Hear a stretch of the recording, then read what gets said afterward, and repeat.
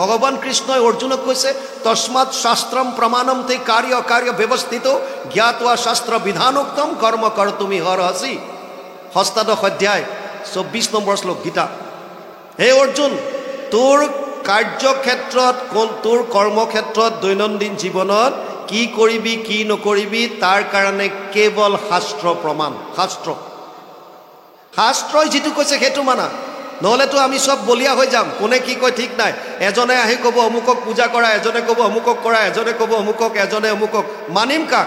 যিটো সৌনকৰ হৈছিলে ভুৰিনি ভুৰি কৰ্মাণি শ্ৰোতব্যানি বিভাগস অত সাধু অত্ৰ যত সাৰম সমুদ্ৰিত্য মনীষয়া মাম ব্ৰুহি শ্ৰদ্ধানানাম যেন আত্মা সম্প্ৰসিদ্ধতি। 1:11 প্ৰথম স্কন্ধ প্ৰথম অধ্যায় 11 নম্বৰ শ্লোকত সৌনকে যিটো কৈছিল। গতিকে আমাৰ গতি একে হ'ব। সেইকাৰণে কৈছে শাস্ত্ৰ কোনা পঢ়িম এতিয়া? চাওক, আজি আপোনালোকে আমাক নিমন্ত্ৰণ দিছে, আজি আমি আহিছোঁ। হয়তো কাইলৈ বেলেগ এজনক দিব পাৰে, বেলেগ এজন আহিব পাৰে, একো ডাঙৰ কথা নহয়। মই আজি কৈ গ'লোঁ কৃষ্ণই শ্ৰেষ্ঠ, কৃষ্ণত শৰণ লোৱা, কাইলৈ আহি বেলেগ এজনে ক'লে নহয় বেলেগত লোৱা। কাৰ কথা মানিব এতিয়া? আপোনালোকৰ মাজতে পাজল লাগিব, কোনজন সত্য কোনজন কি। চিন্তা কৰিবলগীয়া একো নাই। যিকোনো কথাৰ প্ৰমাণৰ কাৰণে সনাতন ধৰ্মই 4 ধৰণৰ প্ৰমাণৰ কথা কৈছে। প্ৰত্যক্ষ প্ৰমাণ, অনুমান প্ৰমাণ, উপমান প্ৰমাণ, শব্দ বা শাস্ত্ৰ প্ৰমাণ। প্ৰত্যক্ষ প্ৰমাণ কোনবিলাক? যিবিলাক আমি প্ৰত্যক্ষভাৱে আমাৰ জ্ঞানেন্দ্ৰিয়ৰ দ্বাৰা উপলব্ধি কৰোঁ। মই নিজে দেখিছোঁ, মই নিজে শুনিছোঁ, মই চুই চাইছোঁ, মই শুঙি চাইছোঁ, মই সোৱাদ লৈ চাইছোঁ। 5টা জ্ঞানেন্দ্ৰিয়ৰ দ্বাৰা যি উপলব্ধি আমি নিজে কৰোঁ, শ্ৰোত্ৰ, নেত্ৰ, জিহ্বা, ঘ্ৰাণ আৰু চৰ্ম, এই 5টা জ্ঞানেন্দ্ৰিয়, ইয়াৰ দ্বাৰা যিখিনি জ্ঞান আমি নিজে উপলব্ধি কৰিছোঁ এইটোক কৈছে প্ৰত্যক্ষ প্ৰমাণ। প্ৰত্যক্ষ প্ৰমাণ। কিছুমান প্ৰমাণ আছে অনুমান। আপোনাৰ গাঁৱৰ ওচৰত কোনোবা এঘৰ মানুহৰ ওচৰত 108 এখন খাৰা হৈ গ'ল, আপুনি দূৰৰ পৰা দেখিছে এই সিহঁতৰ ঘৰত 108 আহিছে। আপুনি কি অনুমান কৰিব? যে সিহঁতৰ ঘৰত কোনোবা কাৰোবাৰ অসুখ হৈছে, 108 আহি গ'ল। অনুমান কৰিছে আপুনি। দূৰত আপুনি ধোঁৱা দেখিছে, অনুমান কৰিছে। ধোঁৱা আছে যেতিয়া জুই আছে, অনুমান। সত্য নহ'বও পাৰে। 2টা কেমিকেল মিক্স হ'লে ধোঁৱা ওলাব পাৰে। আজিকালি ষ্টেজত গান গালে গায়ক ওলালেও ধোঁৱা দি দিয়ে, ভাওনাত ভাৱৰীয়া ওলালেও ধোঁৱা দি দিয়ে। কাৰোবাৰ ঘৰৰ সন্মুখত 108 আছে, আপুনি ভাবিছে কোনোবা অসুখ হৈছে, নহ'বও পাৰে। সি বেলেগৰ ঘৰত বেমাৰী নমাই থৈ তাৰ ড্ৰাইভাৰটোৰ লগৰ সিহঁতৰ ঘৰৰ ল'ৰাটোৰ লগত যদি বন্ধু হয়, সেইকাৰণে তাক লগ কৰিব আহিও গাড়ীখন অকণমান ৰখাব পাৰে। আপোনাৰ অনুমান সত্য নহ'বও পাৰে। অনুমান সত্য নহ'ব পাৰে কেতিয়াবা। আপুনি ভাবিছে হয়, সত্য নহ'ব পাৰে। উপমান তুলনামূলকভাৱে। তই নীল গাই দেখিছ? নাই দেখা। কেনেকুৱা? আমাৰ গাইবিলাকৰ নিচিনা। নিচিনা। কুঁহিয়াৰ খাই পাইছ? নাই পোৱা। কেনেকুৱা? মিঠা। মিঠা মানে কেনেকুৱা? গুড়ৰ নিচিনা, চেনিৰ নিচিনা। চেনি বা গুড় খালে কুঁহিয়াৰ খোৱাটো নুবুজায়। আমাৰ গাইজনী দেখিলে নীল গাই দেখাটো নুবুজায়। পাৰ্থক্য আছে। যেতিয়া প্ৰত্যক্ষ প্ৰমাণো কেতিয়াবা ভুল হয়। দ্ৰোণাচাৰ্যই কুৰুক্ষেত্ৰ যুদ্ধত কি শুনিছিল? অশ্বত্থমা হত। অশ্বত্থমা হত বুলি শুনাৰ লগে লগে ধনুষৰ পেলাই দিলে। কিয়? পুত্ৰ মৰি গ'ল আৰু যুঁজ কৰি কি কৰিব? কোৱাজন কোন? ধৰ্মৰাজ যুধিষ্ঠিৰ। যুধিষ্ঠিৰে মিছা কেতিয়াও নকয়। যুধিষ্ঠিৰে যেতিয়া কৈ দিলে অশ্বত্থমা হত আৰু কি থাকিল, পেলাই দিলে ধনুষৰ। প্ৰত্যক্ষভাৱে শুনা কথাটো সত্য নাছিল। অশ্বত্থমা হত পাৰ্টলি কাৰেক্ট হয়, আংশিকভাৱে শুদ্ধ। ইতি গজ। আৰু ইতি গজ কওঁতে ভগৱানে ইংগিত দিয়ে দিলে, লগে লগে ঢাক ঢোল মৃদংগ শংখ যত যি আছিল চব বজাই দিলে। আৰু পেছাৰখিনি দ্ৰোণাচাৰ্য নুশুনিলে। শুনিলে কেৱল কোনখন? অশ্বত্থমা হত। ভাবিলে মোৰ পুত্ৰ শেষ, এতিয়া যুদ্ধ কি কৰিম আৰু, পেলাই দিলে ধনুষৰ। কিন্তু সত্য সেইটো নাছিল। সত্য আছিল অশ্বত্থমা নামৰ এটা হাতীৰ মৃত্যু হৈছে। যুধিষ্ঠিৰে কোৱাটো সত্য, অশ্বত্থমা হত হয়, কিন্তু অশ্বত্থমা নামৰ এটা হাতী মৰিছে। তাৰ মানে কেতিয়াবা কেতিয়াবা প্ৰত্যক্ষ প্ৰমাণো সত্য নহ'ব পাৰে। যেতিয়া প্ৰত্যক্ষ প্ৰমাণ গ্ৰহণযোগ্য নহয়, অনুমান প্ৰমাণ গ্ৰহণযোগ্য নহয়, উপমান প্ৰমাণ গ্ৰহণযোগ্য নহয়, সনাতন ধৰ্মত ভাৰতীয় দৰ্শনে তেতিয়া কৈছে কেৱল এটা প্ৰমাণ থাকি যাব, সেইটোৱে হৈছে শব্দ বা শাস্ত্ৰৰ প্ৰমাণ। আৰু যোনে নিজকে আস্তিক বুলি কয়, ই এইটো মানিবই লাগিব, বাউণ্ড। যদি আস্তিক, যদি নামানে তেতিয়াহ'লে তেওঁক ভাৰতীয় দৰ্শনে নাস্তিক আখ্যা দিছে। জৈনিজিম, বুদ্ধিজিম, চাৰবাৰ্গ এইবিলাক নাস্তিক। আৰু যদি মানে আপুনি শাস্ত্ৰ প্ৰমাণ তেতিয়া আপুনি আস্তিক। আস্তিক হ'লে মানিবই লাগিব। কিন্তু শাস্ত্ৰ বা শব্দ প্ৰমাণ বুলি কওঁতে এতিয়া আপুনি কোনখন শাস্ত্ৰ মানিব, সেইটো সমস্যা আহি গ'ল। অগণন শাস্ত্ৰ আছে। তেতিয়া ভাৰতীয় দৰ্শনে ক'লে যে 3টা প্ৰস্থান দিলে। প্ৰস্থান ত্ৰয়ী বুলি কয়, প্ৰামাণিক। এটাক ক'লে শ্ৰুতি প্ৰস্থান, এটাক ক'লে স্মৃতি প্ৰস্থান, আৰু এটাক ক'লে ন্যায় প্ৰস্থান। শ্ৰুতি কাক কয়? শ্ৰুতি বেদক কয়। বেদ জগত সংহৰি সুতি আছা নাৰায়ণ, প্ৰথম নিশ্বাসে বাজ ভৈলা বেদগণ। ভগৱান কৃষ্ণৰ নিশ্বাসতে বেদ বা জ্ঞান বাহিৰ হৈছিল। এই জ্ঞান শ্ৰৱণৰ দ্বাৰা ক্ৰমাগতভাৱে গুৰু শিষ্য পৰম্পৰাত বাগৰি আহিছিল কাৰণে নাম পাইছিল শ্ৰুতি। আৰু বেদৰ সাৰ মৰ্মখিনি ইয়াৰ শেষৰ অংশটোত আছে, যাক বেদান্ত বুলি কয়, যাক আমি অলপ আগত আলোচনা কৰিছিলোঁ, উপনিষদ বেদান্ত। গতিকে শ্ৰুতি প্ৰস্থানত বেদান্ত ৰাখিছে প্ৰামাণিক হিচাপে। যদি বেদান্তত আছে তেতিয়াহ'লে আপুনি মানিব লাগিব, এইটো সত্য, প্ৰামাণিক, সনাতন ধৰ্ম। স্মৃতি প্ৰস্থান, স্মৃতি গ্ৰন্থ কি আগতে সেইটো বুজক। স্মৃতি শাস্ত্ৰ কাক কয়? বেদৰ মন্ত্ৰবিলাক বুজাটো অতি কঠিন। সাধাৰণ মানুহৰ বোধগম্য নোহোৱাটো একো ডাঙৰ কথা নহয়। ডাঙৰ ডাঙৰ ঋষিমুনিবিলাকে বেদৰ আচল অৰ্থটো উপলব্ধি কৰিব নোৱাৰিলে নোৱাৰি। যাৰ যেন মতি কৰে বেদক ব্যাখ্যান। যাৰ যেনেকুৱা যেনেকুৱা মন সেইমতে বেদৰ প্ৰচাৰ কৰিলে, যাৰ কাৰণে আজি আমাৰ মাজত খেলি মেলি লাগিল। একেটা মন্ত্ৰকে বিভিন্নজনে ক'লে একম সৎ বিপ্ৰ বহুধা বদন্তি। সত্য এটা, বিপ্ৰসকলে বিভিন্ন ধৰণে তাক ক'লে। যেতিয়া ঋষিসকলে গম পালে যে মানুহে বেদৰ মন্ত্ৰবিলাক বুজিব নোৱাৰিব, তেতিয়া তেওঁলোকে বেদৰ ওপৰত ভিত্তি কৰি নিজৰ স্মৰণ শক্তিৰ দ্বাৰা, স্মৃতি শক্তিৰ দ্বাৰা আন কিছুমান গ্ৰন্থ কাহিনী আকাৰে লিখিলে। তাৰে এখন হৈছে মহাভাৰত, এখন মনুস্মৃতি, এনেকৈ স্মৃতি শাস্ত্ৰ বহুত আছে। মহাভাৰতৰ ভীষ্ম পৰ্বৰ 25 অধ্যায়ৰ পৰা 42 অধ্যায়লৈ 18টা অধ্যায়, 700 শ্লোক, নাম দিলে শ্ৰীমদ ভগৱত গীতা। গতিকে স্মৃতি প্ৰস্থানক গীতা শাস্ত্ৰখন ৰাখিলে। যদি গীতাত লিখা আছে তেতিয়াহ'লে প্ৰামাণিক হ'ব। শ্ৰুতি প্ৰস্থান বেদান্ত, উপনিষদ, স্মৃতি প্ৰস্থান গীতা। উপনিষদ পঢ়িলে, যদি কোনোবা ইয়াত যদি আপোনালোকে পঢ়িছে গম পাব, কোনো সময়ত আত্মা পৰমাত্মাক কোনোবা সময়ত অগ্নি বুলি ক'লে, কোনোবা সময়ত ইন্দ্ৰ বুলি কৈছে। খেলি মেলি লাগে, কিয় ক'লে? তাৰ সুন্দৰভাৱে ব্যাখ্যা দিবৰ কাৰণে, জাজমেণ্ট দিবৰ কাৰণে ব্যাসদেৱে 555টা সূত্ৰৰ আন এখন গ্ৰন্থ ৰচনা কৰিলে, নাম দিলে ব্ৰহ্মসূত্ৰ। ন্যায় প্ৰস্থানত ব্ৰহ্মসূত্ৰ আছে। সূত্ৰ মানে তাত সৰু সৰু মাত্ৰ এটা এটা অকণমান চেণ্টেঞ্চ, যেনে অথতো ব্ৰহ্ম জিজ্ঞাসা, ব্ৰহ্ম কোন জানো এতিয়া হওক, কোন ব্ৰহ্ম কাক কয়?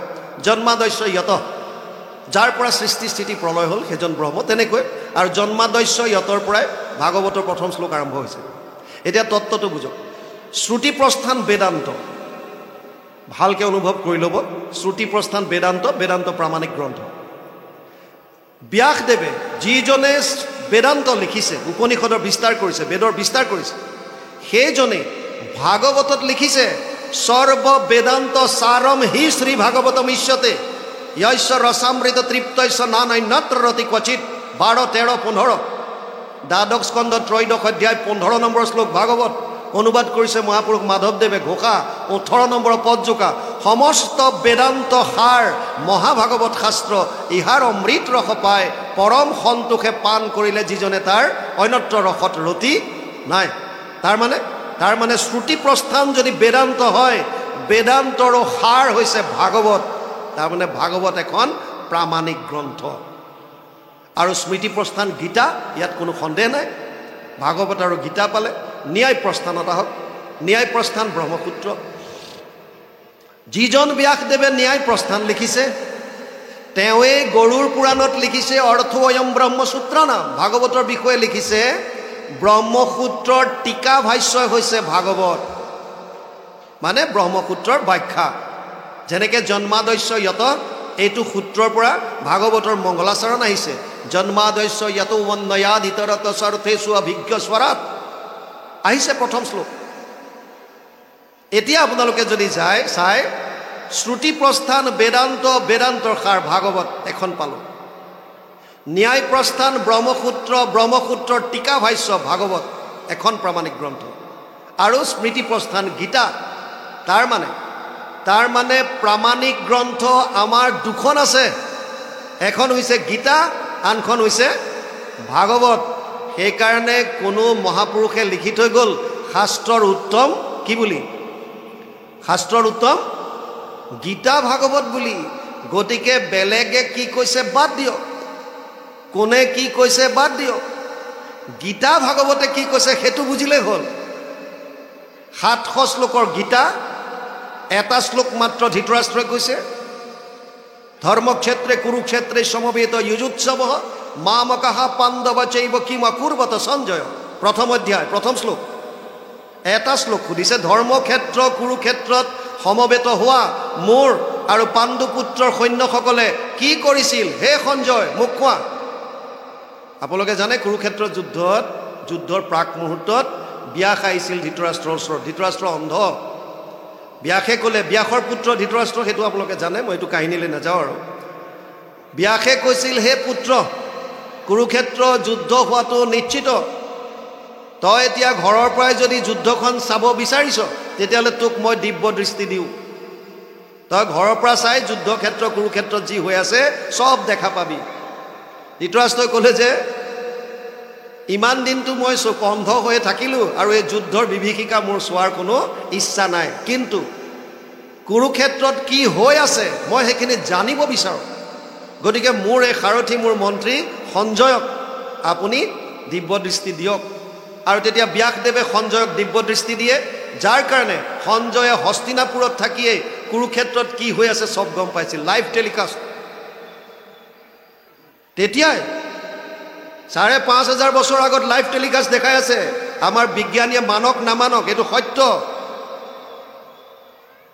সঞ্জয়ে কৈ আছে হস্তিনাপুৰত থাকি কুৰুক্ষেত্ৰত কি হৈছে আকৌ এতিয়াতো বিজ্ঞানীয়ে কেমেৰাৰ দ্বাৰা মাত্ৰ প্লেয়াৰক হোক বা যাক হোক দেখুৱাব পাৰিছে সঞ্জয়ে প্ৰত্যেকজন যোদ্ধাৰৰ বা সৈনিকৰ মনৰ ভাৱ পৰ্যন্ত বুজি পাইছিল কাৰ মনত কি চলি আছে কিমান বিজ্ঞান আগত আছিল তেতিয়া বিজ্ঞান কম নাছিল দৈৱকীৰ অষ্টম গৰ্ভত ভগৱান কৃষ্ণ আহিছে সপ্তম গৰ্ভটো যোগমায়াই দৈৱকীৰ পৰা সপ্তম গৰ্ভ সংকৰ্ষণ কৰি মথুৰাৰ পৰা নি গোকুলত থকা ৰোহিণী গৰ্ভত স্থাপন কৰিছিল সংকৰ্ষণ সায়েন্স কি তেওঁলোকে জানে কিন্তু কৰা বুলি ভাগৱতত কৈছে তাৰ মানে হেতু এটা ডাঙৰ সায়েন্স হ'ব এগৰাকী মাতৃৰ গৰ্ভৰ পৰা এতিয়া কম্পিউটাৰত যেনেকৈ বাহিৰত থাকিলে মোৰ ঘৰত যদি মই ডেস্কটপ খুলি থওঁ তেতিয়াহ'লে বাহিৰৰ পৰা কণ্ট্ৰল কৰিব পাৰে না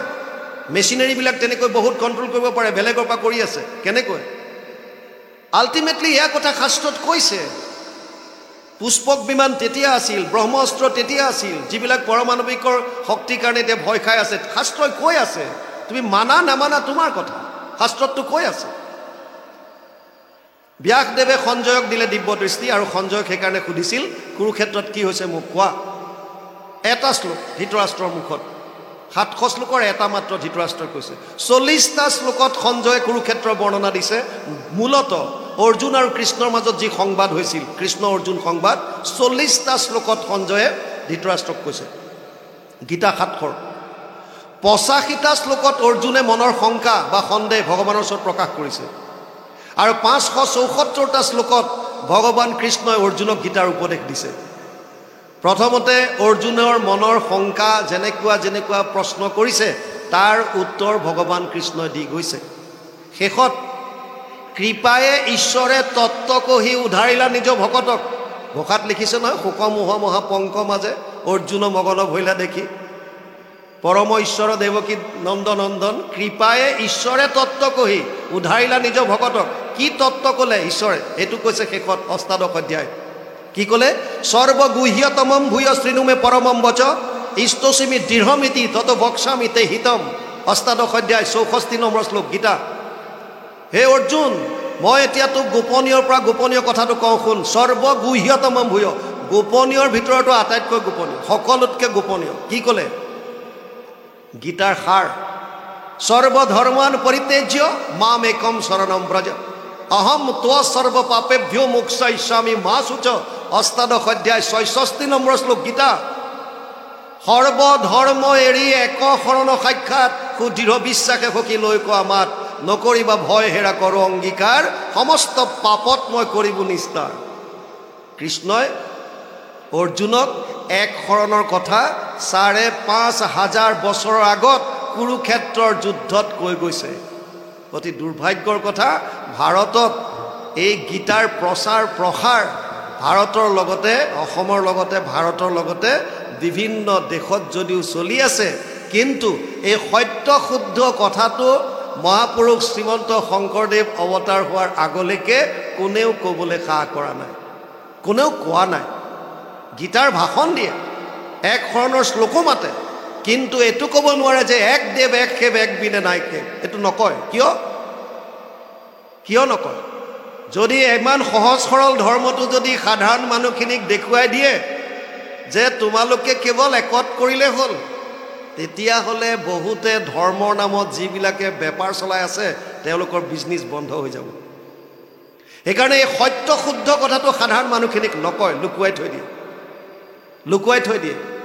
এক শৰণ হৰিনাম ধৰ্ম, এক শৰণ গীতাৰ পৰা আনিছে। গীতা সনাতন ধৰ্মৰ, ভাৰতীয় দৰ্শন শাস্ত্ৰৰ স্মৃতি প্ৰস্থানৰ মূল গ্ৰন্থ শ্ৰীমদ ভগৱত গীতা, আৰু তাত এক শৰণৰ কথা কৈছে। আৰু গুৰুজনাই এক শৰণ হৰিনাম ধৰ্ম প্ৰৱৰ্তন কৰিছে, এক শৰণ গীতাৰ পৰা আনিছে।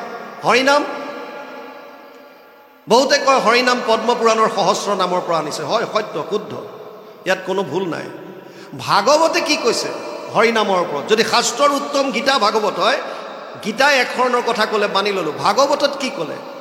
ভাগৱতত 18,000 শ্লোক আছে, 335টা অধ্যায়, 5,96,000 শব্দ, 10টা লক্ষণ।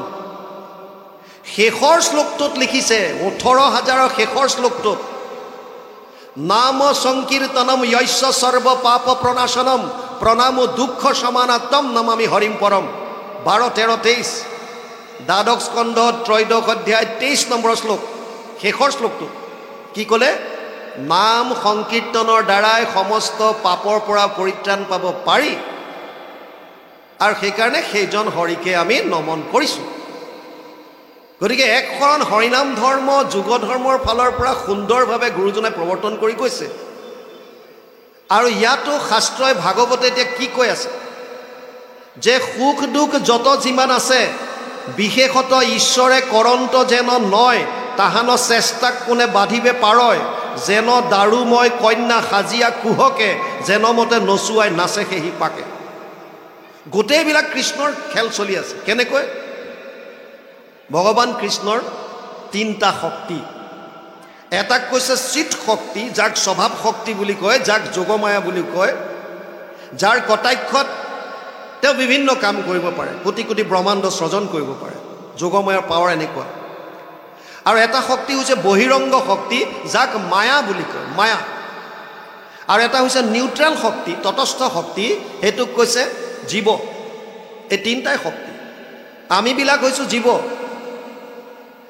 ভগৱানৰ যি বহিৰংগ শক্তি মায়া, মায়া 2 ধৰণৰ, এক জীৱ মায়া, এক গুণমায়া। এই গুণমায়াৰ 3টা গুণ আছে। কেনেকৈ আমাক পুতলাৰ দৰে নচুৱাই, কেনেকৈ ভেলকি, কেনেকৈ এইবিলাক যাদুকৰে নচুৱাই থাকে, দাৰুময় মানে কাঠৰ পুতলা সাজি কেনেকৈ নচুৱাই দিয়ে, সেইটো কথা বুজাইছে। আমাক কেনেকৈ নচুৱাই আছে ভগৱানে, এই কথাটো বুজাব বিচাৰিছে। তেওঁৰ ইচ্ছাৰ অবিহনে যে আমি একো কৰিব নোৱাৰোঁ, সেইটোও বুজাই আছে। প্ৰকৃতে ক্ৰিয়া মানানি গুণ কৰ্মানি সৰ্বস্ব অহংকাৰ বিমূঢ়াত্মা কৰ্তা অহমিতি মন্যতে। 3য় অধ্যায় 27 নম্বৰ শ্লোক গীতা। প্ৰকৃতিৰ 3টা গুণৰ দ্বাৰা আমাক পুতলাৰ দৰে নচুৱাই আছে, তথাপিতো যদি কোনোবাই ভাবে এইটো মই কৰিছোঁ, তেতিয়াহ'লে সেইটো অহংকাৰ, সেইটো বিমূঢ়াত্মা, অজ্ঞানী বুলি কৈছে। ভগৱানৰ 3টা গুণ আছে, সত্যম ৰজস তম ইতি গুণ প্ৰকৃতি সম্ভৱা নিবধ্নন্তি মহাবাহু দেহে দেহি নাম অব্যয়ম। 4য় অধ্যায় 5 নম্বৰ শ্লোক গীতা। সত্য, ৰজ আৰু তম 3টা গুণ আমাক কেনেকৈ নচুৱাইছে? এই তিনিটা গুণৰ পৰা তিনি ধৰণৰ ভাৱ আমাৰ মনলৈ আহে। সত্ত্বগুণৰ পৰা সাত্বিক ভাৱ, ৰজগুণৰ পৰা ৰাজসিক ভাৱ, তমগুণৰ পৰা তামসিক ভাৱ।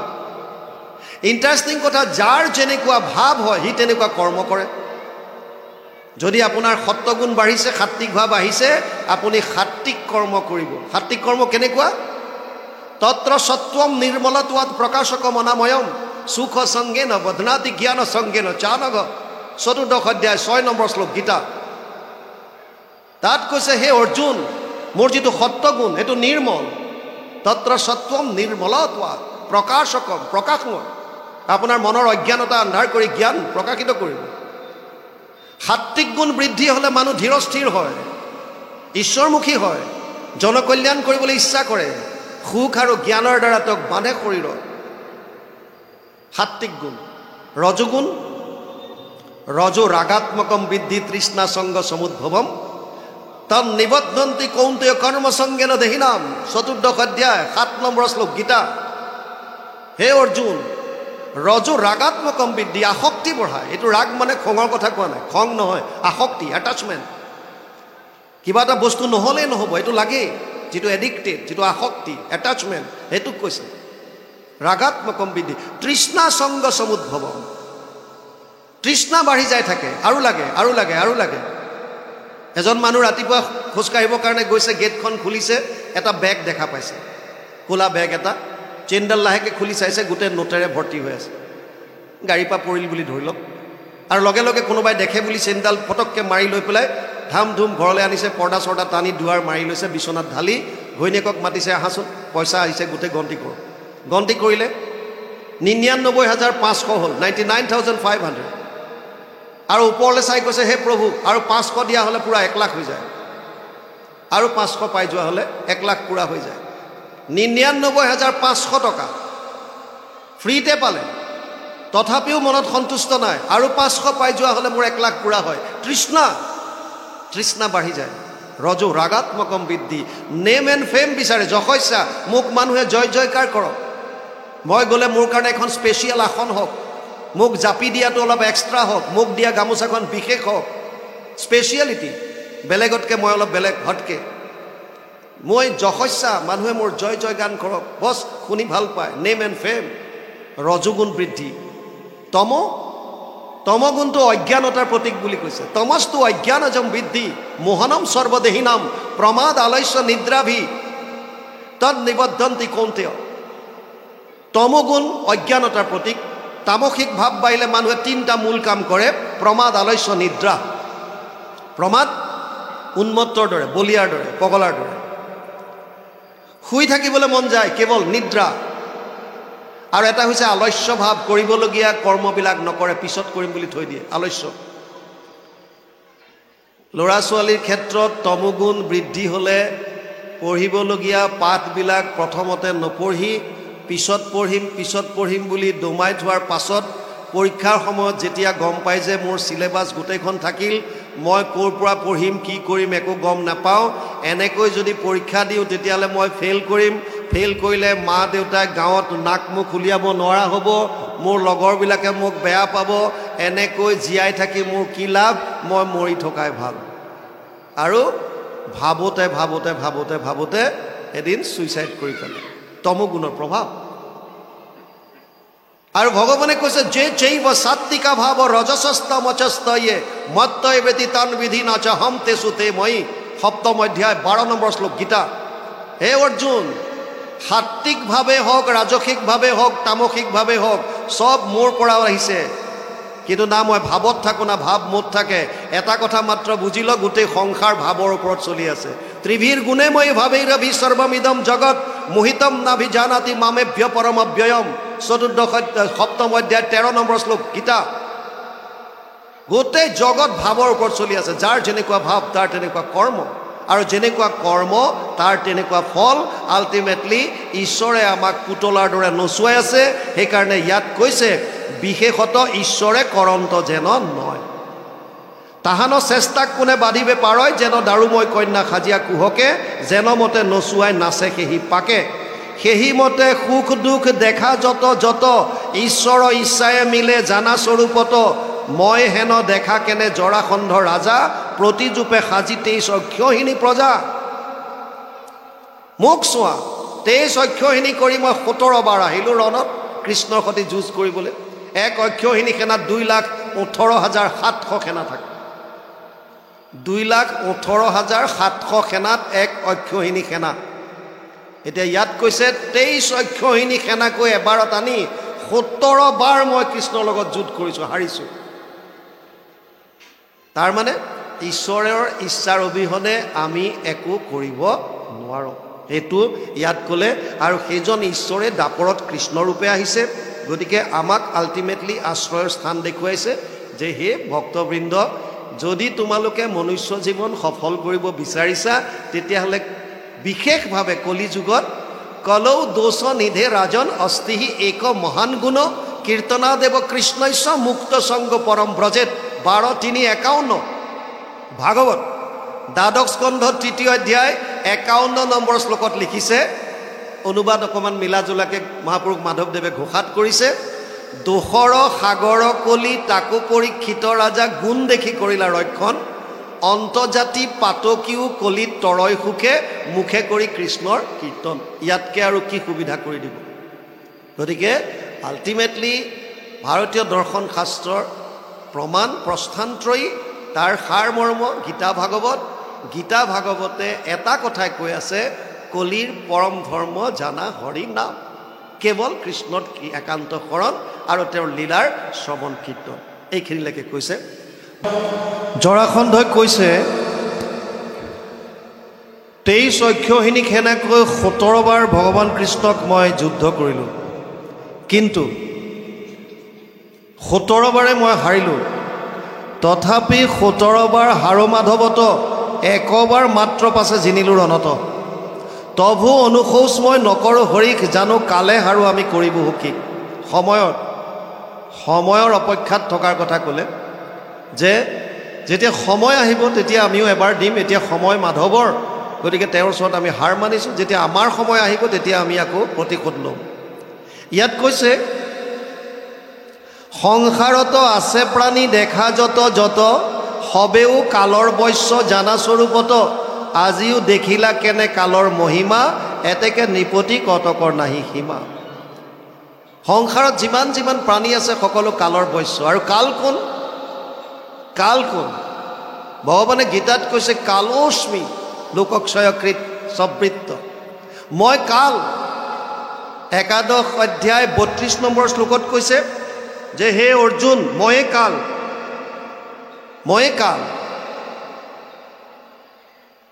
ভগৱানৰ ওপৰত আৰু একো বস্তু নাই যি কৰিব তেওঁই কৰিব তেওঁৰ ইচ্ছাৰ অবিহনে একো এটা কুটা এডালো ইফাল সিফাল হ'ব নোৱাৰে এবাৰ দেৱতাসকলে অসুৰক দৈত্যক যুদ্ধত জিনিলে আৰু গৈ ডাঙৰ পাৰ্টি কৰিছে স্বৰ্গত ভগৱানে গম পালে তেওঁলোকৰ অহংকাৰ বাঢ়িল তেওঁলোকে নিজে কৰিছোঁ বুলি ভাবি গৰ্বত অহংকাৰত একো নাই হৈ আছে সেইকাৰণে তেওঁ এটা যক্ষ ৰূপ ধাৰণ কৰি কিছু নিলগত প্ৰকাণ্ড এটা ৰূপ ধাৰণ কৰিলে দেৱতাসকলৰ মাজত এতিয়া আহি গ'ল সন্দেহ কোন এইজন আৰু পঠাই দিলে প্ৰথমতে অগ্নিদেৱ যোৱা সুধি আহা কোন অগ্নি আহিল যক্ষৰূপী ভগৱানে সুধিলে কোন তুমি মই স্বৰ্গৰ দেৱতা অগ্নি কি কৰা তুমি মোৰ যেতিয়া শক্তি হ'ব মোৰ এনেকুৱা শক্তি সামৰ্থ্য আছে মই গোটেই সংসাৰ পুৰি ভস্ম কৰি দিব পাৰোঁ হয় নেকি ইমান শক্তি বোলে হয় আচ্ছা এই এডাল মই তোমাক তৃণ এডাল দিছোঁ এটুকুৰা ঘাঁহ অকণমান মই তৃণ এডাল দিছোঁ তুমি জ্বলাই দেখুওৱা আৰু তেতিয়া অগ্নিয়ে সম্পূৰ্ণ জোৰ লগালে তৃণডালকো একো কৰিব নোৱাৰিলে লাজ পাই অগ্নি আকৌ দেৱতাসকলৰ ওচৰলৈ গ'ল ইন্দ্ৰই সুধিলে কোন তেওঁ কোন কিবা গম পালা বোলে নাই মই নুসুধিলোঁ গুচি আহিলোঁ বায়ুক পঠিয়ালে বায়ু তুমি যোৱা বায়ু আহি সুধিলে যক্ষ কোন তুমি যক্ষই সুধিলে যক্ষৰূপী ভগৱান পৰমাত্মা তেওঁ সুধিছে তুমি কোন বায়ুৱে ক'লে মই বায়ুদেৱ কি কৰা মোৰ ইমান সামৰ্থ্য আছে মই সকলোকে উৰুৱাই লৈ যাব পাৰোঁ আচ্ছা এনেকুৱা সাহস মই এই তৃণ এডাল দিছোঁ তুমি লৰাই দেখুওৱা আৰু তৃণডাল যেতিয়া লৰাবলৈ বায়ুৱে সমস্ত শক্তি প্ৰয়োগ কৰিলে লৰচৰ কৰিব নোৱাৰিলে, একো কৰিব নোৱাৰিলে। লাজ পাই বায়ু গ'ল। আৰু দেৱতাসকলে তেতিয়া ইন্দ্ৰক ক'লে, হে দেৱৰাজ, এওঁলোকৰ দ্বাৰা নহ'ব, আপুনিয়ে নিজে যাওক আৰু গৈ সুধি আহক সেইজন কোন। ইন্দ্ৰ যেতিয়া আহে, ভগৱান অন্তৰ্ধান হ'ল। তেওঁৰ ওচৰত যোগমায়া নাৰী মূৰ্তি এটা কৰি থিয় কৰি গ'ল আৰু সুধিলে, হে দেৱী, এতিয়া যে ইয়াত আছিলে কোন এজন? আৰু তেতিয়া এই যোগমায়া বুজাই দিলে যে সেইজনেই ভগৱান। তেওঁৰ শক্তিতহে তোমালোকে লৰচৰ কৰি থাকিব পাৰিছা। সচেতন কৰা দেহ প্ৰাণ ইন্দ্ৰিয়ক জীৱক ভুঞ্জান্ত নানাবিধ বিষয়ক তোমালোকৰ নিজস্ব একোডাল নাই। সেইজন ঈশ্বৰৰ কথা এতিয়া জৰাসন্ধই কৈ আছে যে কাল, সময়লৈ অপেক্ষা কৰা, সময়ত কি হ'ব দেখা যাব। সেইকাৰণে ইয়াত কৈছে, কৃষ্ণৰ পালিত ইটো অল্প যদু গণে, জিনিলেক হাৰি সবে পলাই লহু ৰণে, এটিক্ষণে হেন জানি তেজা তুমি শোক, কাল বলে যদু গণে আমাক জিনুক। কালৰ ওপৰত সময় সিহঁতৰ ভাল আহিছে, সিহঁতে আমাক জিনুক, একো নাই, তুমি চিন্তা নকৰিবা। নহ'লে আমাৰ দৰে ইমান সৈন্যক এই যদুবীৰে কি জিনিব পাৰে? মানিবলৈ ইচ্ছা নকৰে। জানিছে যে ভগৱান কৃষ্ণ সৰ্বশক্তিমান, জনাৰ পাছতো স্বীকাৰ কৰিব নিবিচাৰে। মনত কপটতা, মলিনতা। আৰু সেইকাৰণে কৈছে সময়ৰ কাৰণে থাকা। আজি সিহঁতৰ সময় ভাল, গতিকে আমি হাৰি গ'লোঁ, আমাৰ সময় আহিব, আমি জিকিম, অপেক্ষা কৰা। ইয়াত কৈছে এতিয়া, কেতিয়া আমাৰ কাল হবে অনুকূল, তেৱেহে যাদৱ কুল কৰিব নিৰ্মূল। যেতিয়া আমাৰ সময় ভাল হ'ব, তেতিয়া এই যাদৱ বংশ আমি নিৰ্মূল কৰি দিম, সকলোকে ধ্বংস কৰি দিম। এই বুলি প্ৰবোধ কৰিল মিত্ৰগণে, শিশুপাল চলি গ'ল আপোন ভৱনে। আৰু বন্ধু বান্ধৱসকলে যেতিয়া বুজালে, শিশুপাল নিজৰ ভৱনলৈ গুচি গ'ল। হতশেষ প্ৰজাযত ৰাজাগণ মানে, সবে চলি গ'ল আপোনাৰ থানে থানে। পাছে ৰুক্মবীৰ শুনিলেক সেই কথা, যুদ্ধ হাৰি ৰাজাগণ পলাই আছে যথা। যেতিয়া আন ৰজাবিলাক যি কৃষ্ণৰ লগত যুদ্ধ কৰি ৰুক্মিণীক উদ্ধাৰ কৰি নিবৰ কাৰণে আহিছিল, এই সমস্ত ৰজা যেতিয়া হাৰ মানি যেনি তেনি পলাল, এই কথাটো ৰুক্মবীৰে শুনিলে। শুনাৰ পাছত ধিক ধিক বুলি ৰাজাগণক নিন্দিয়া, অগণি সমানে ক্ৰোধে গৈলেক জ্বলিয়া। এক অক্ষহীনী সেনা সাজি সমদলে, কৃষ্ণক যুঁজিবে খেদি গৈলকে সি থালে। এক অক্ষহীনী সেনা, 2,18,700 সেনা লগত লৈ এইবাৰ ৰুক্মিণীৰ জ্যেষ্ঠ ভাতৃ ৰুক্মবীৰ খেদি আহিল। আৰু তেওঁ মনত ভাবিছে, পলাই আহে ৰাজাগণ দেখিলেক আগে, তাসম্বাক নিন্দা বুলিলেক যত লাগে। মোৰ প্ৰাণ বহিনী গোৱালে নেই হৰি, জকেতেক নৃপতি তাত যায় যুদ্ধ হাৰি। মোৰ ভগ্নীক গোৱাল এজনে পলুৱাই নিছে আৰু তেওঁৰ লগত যুদ্ধ হাৰি পেলাই এইবিলাক ৰজা পলাইছে। মই বুজি পালোঁ, কি জানিলোঁ পৰৰ কাৰ্য নসাধয় পৰে, ইটো কাৰ্য সাধিবাক লাগয় আমাৰে। বেলেগৰ কাম বেলেগে নকৰে। সেইকাৰণে আমি গম পালোঁ যে মোৰ নিজৰ কাম মই নিজেই কৰিব লাগিব। অনুভৱ কৰিছে যে বেলেগে মোৰ হৈ কিয় কৰিব। তেওঁলোকে আহিলে, মোক অকণমান দেখুৱালে, অকণমান বেয়া পালে, পলালে, নোৱাৰিলে পলাই দিলে। কিন্তু মোৰ যিহেতুকে কাৰ্য, মই ভণ্টিক উদ্ধাৰ কৰাটো এই গোৱালৰ পৰা, গতিকে মই নিজে যুদ্ধ দিম, এই বুলি ৰুক্ম আহিছে। ইয়াত কৈছে এতিয়া, সোণৰে ৰাজাগণ বলুষাৰে সাৰ, ঊৰ্ধবাহু হুয়া হেৰা কৰো অংগীকাৰ। হে ৰাজাগণ শুনা, মই এতিয়া বাহু ঊৰ্ধ কৰি প্ৰতিজ্ঞা কৰিছোঁ। ইয়াত কি প্ৰতিজ্ঞা কৰে ক'ব, ভাৱ বান্ধৱ আইমাতৃ সমস্ত। আচলতে এটা বৈঠকত শুনি পেলাই গ্ৰহণ কৰিব পৰা ক্ষমতা মানুহৰ কেৱল 45 মিনিট, অনলি 45 মিনিটছ। সেইকাৰণে স্কুল কলেজৰ পিৰিয়ডবিলাক 45 মিনিটৰ হয়। বেছি সময় শুনি থাকিলেও স্কুল কলেজৰ পিৰিয়ড 45 মিনিট কিয় কৰে? একেলগে আৰম্ভ হোৱাৰ পৰা লেজাৰলৈকে বিৰতিলৈকেতো এটা পিৰিয়ডে কৰিব পাৰিলেহেঁতেন, নকৰে। 45 মিনিট, কাৰণ আমাৰ ব্ৰেইনৰ যিটো কেপাচিটি, গ্ৰহণ কৰিব পৰা ক্ষমতা, এটা বৈঠকত কেৱল 45 মিনিট আছে। কিন্তু ঈশ্বৰৰ কথাৰ ক্ষেত্ৰত অকণমান ব্যতিক্ৰম হয়। শুকদেৱে 7 দিন 7 ৰাতি ভাগৱত কৈছিল আৰু পৰীক্ষিতে 7 দিন 7 ৰাতি শ্ৰৱণ কৰিছিল। চৰ্ত আছিল এটা, দুইজনে এজনেও আসন ত্যাগ নকৰে আৰু এজনেও জলপান নকৰে, পানী এটুপিও নলয়। কেৱল সুখদেৱে ক'ব আৰু পৰীক্ষিতে শুনিব, চৰ্ত। ইজনেও সিজনে লৰচৰ কৰা নাই। কিন্তু বৰ্তমান সেই সুখদেৱো নাই আৰু সেই পৰীক্ষিতো নাই। আমি মেক্সিমাম ৩-৪ ঘণ্টা এটা বৈঠকত বহি থাকিব পাৰোঁ, শাৰীৰিকভাৱে তাৰপিছত উঠিবলৈ বাধ্য। যেনেকৈ আপোনালোক অলপ পাছত উঠিবলগীয়া হৈছে, এইটো শৰীৰে কয়, উপায় নাই। কলিযুগৰ মানুহৰ সামৰ্থ্য প্ৰথমে কথা পাতিছিলোঁ, নোৱাৰে থাকিব। আৰু বেছি দীঘলীয়া হ'লেও ভয় লাগে। মাজতে আমাৰ তাত ৯০ বছৰীয়া বুঢ়ী মানুহ এগৰাকী কোৰ্টত ডিভোৰ্চ বিচাৰি গৈছে। জাজে সুধিছে, আইতা বয়স কিমান? বুঢ়ীগৰাকীয়ে কৈছে, বোপাই মোৰ ৯০ মান হ'ল। জাজে কৈছে, ৯০ বছৰ বয়সত আপুনি ডিভোৰ্চ বিচাৰি আহিছে, কাৰণটো কি? কৈছে, মানুহটোৰ লগত আৰু বোপাই মই এক মুহূৰ্ত থাকিব নোৱাৰোঁ।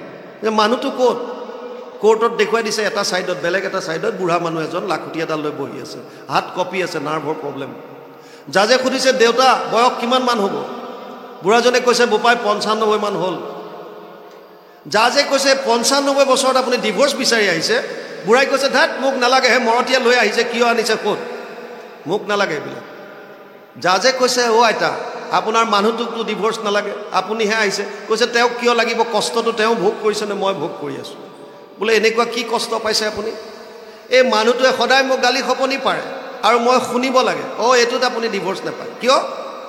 গিৰিয়েকে গালি পাৰিছে, ঘৈণীয়েকে শুনিব, কেতিয়াবা আপুনি গালি পাৰি দিব, তেওঁ শুনিব। বোলে সমস্যাটো তাত। কি সমস্যা? মানুহটোৱে কাণেৰে কম শুনে। জাজে কৈছে, সেইটোতো আপুনি ডিভোৰ্চ নাপায় কিয়? আজিকালি কাণেৰে শুনা মেচিন পায়, হিয়াৰিং এড, কাণেৰে শুনা মেচিন পায়, মেচিনটো লগাই দিলে হ'ল। বুঢ়ীয়ে কৈছে, মেচিন আনি দিছোঁ। জাজে কৈছে, তেতিয়া আপোনাৰ সমস্যা কি যেতিয়া মেচিন আনি দিছে? বুঢ়ীয়ে কৈছে, যেতিয়াই মানুহটোক গালি পাৰোঁ মেচিনটো খুলি থয়, এইটোৱে সমস্যা। যেতিয়াই গালি পাৰোঁ এইটো লাহেকৈ খুলি থৈ দিয়ে, তাৰমানে নুশুনে। বেছি দীঘলীয়া হ'লে এতিয়া আমি ইয়াৰ পৰা কৈ থাকিম, আপোনালোকেও যদি এইভাগ খুলি থৈ দিয়ে তই কৈ থাক, আমি অকণমান জিৰাইছোঁ, তেতিয়া লাভ নহ'ব। সেইকাৰণে আমি ভাবিছোঁ সময় যথেষ্ট হ'ল। এজন আহক পাঠক, আমি কওঁ বুলি একো ক'ব নোৱাৰোঁ। প্ৰভু ভগৱন্তৰ হৃদয়স্থিত হৈ যিখিনি কোৱায় সেইখিনি ক'বলৈ চেষ্টা কৰোঁ। তাৰ মাজতো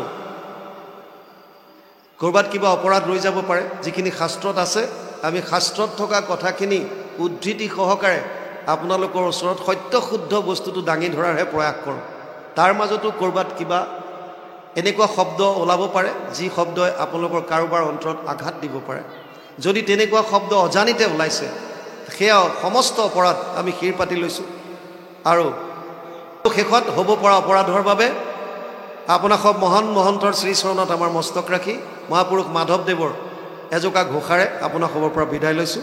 অপৰাধ বিনাশন তুজু নাম নাৰায়ণ, জানি নামে পখিলো শৰণে, আনগতি নাহিকে মৰণে। অপৰাধ ক্ষমা কৰি তুমি দয়াশীল হৰি, মোক ৰক্ষা কৰি চৰণে প্ৰভু, মোক ৰক্ষা কৰি চৰণে কৃষ্ণ।